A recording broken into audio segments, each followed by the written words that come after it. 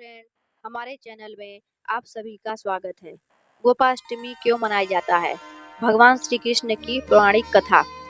कार्तिक शुक्ल पक्ष अष्टमी तिथि को गोपाष्टमी के रूप में मनाया जाता है। इस दिन भगवान श्री कृष्ण ने गौ चारण लीला आरंभ की थी। इस दिन बछड़े सहित गाय का पूजन करने का विधान है। इस दिन प्रातः काल उठकर नित्य कर्म से निर्वृत्त होकर स्नान करते हैं। प्रातः काल ही गौओं और उनके बछड़ों को भी स्नान कराया जाता है। गौ माता के अंगों में मेहंदी, रोली, हल्दी आदि के थापे लगाए जाते हैं। गायों को सजाया जाता है। प्रातः काल ही धूप, दीप, पुष्प, अक्षत, रोली, गुड़, जलेबी, वस्त्र और जल से गौ माता की पूजा की जाती है और आरती उतारी जाती है। पूजन के बाद गौ ग्रास निकाला जाता है। गौ माता की परिक्रमा की जाती है। परिक्रमा के बाद गौओं के साथ कुछ दूर तक चला जाता है। श्री कृष्ण की गौचारण लीला की पौराणिक कथा।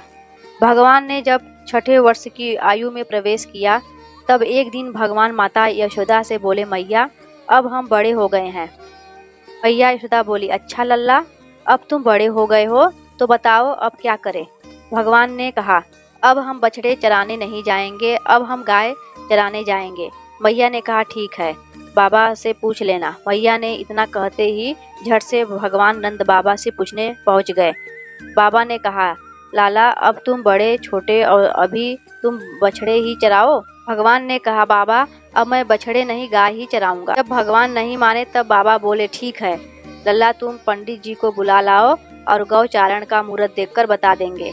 बाबा की बात सुनकर भगवान झट से पंडित जी के पास पहुंचे और बोले, पंडित जी आपको बाबा ने बुलाया है, गौ चारण का मुहूर्त देखना है। आप आज ही मुहूर्त बता देना, मैं आपको बहुत सारा माखन दूंगा। पंडित जी नंद बाबा के पास पहुंचे और बार बार पंचांग देखकर गणना करने लगे। तब नंद बाबा ने पूछा, पंडित जी क्या बात है, आप बार बार क्या गिन रहे हैं? पंडित जी बोले, क्या बताएं नंद बाबा जी, केवल आज का ही मुहूर्त निकल रहा है, इसके बाद तो 1 वर्ष तक कोई मुहूर्त नहीं है। पंडित जी की बात सुनकर नंद बाबा ने भगवान को गौ चारण की स्वीकृति दे दी। भगवान जो समय कोई कार्य करे वही शुभ मुहूर्त बन जाता है। उसी दिन भगवान ने गौ चारण आरंभ किया और शुभ तिथि थी कार्तिक मास में शुक्ल पक्ष अष्टमी। भगवान के गौ चारण आरंभ करने के कारण यह तिथि गोपाष्टमी कहलाई। माँ लल्ला के श्रृंगार किया और जैसे ही पैरों में जूतियां पहनाने लगी तो लल्ला ने मना कर दिया और बोले, मैया यदि मेरी गौ जूतियां नहीं पहनती हैं तो मैं कैसे पहन सकता हूँ? यदि पहना सकती हो तो उन सभी को भी जूतियां पहना दो। और भगवान जब तक वृंदावन में रहे, भगवान ने कभी पैरों में जूतियां नहीं पहनी। आगे आगे गाय और उनके पीछे बांसुरी बजाते भगवान, उनके पीछे बलराम और श्री कृष्ण के यश का गान करते हुए ग्वाल गोपाल, इन प्रकार से विहार करते हुए भगवान ने उन वन में प्रवेश किया। तब से भगवान की गौ चारण लीला का आरंभ हुआ। गौ चराते हुए वृंदावन जाते, तब उनके चरणों में वृंदावन की भूमि अत्यंत पावन हो जाती है।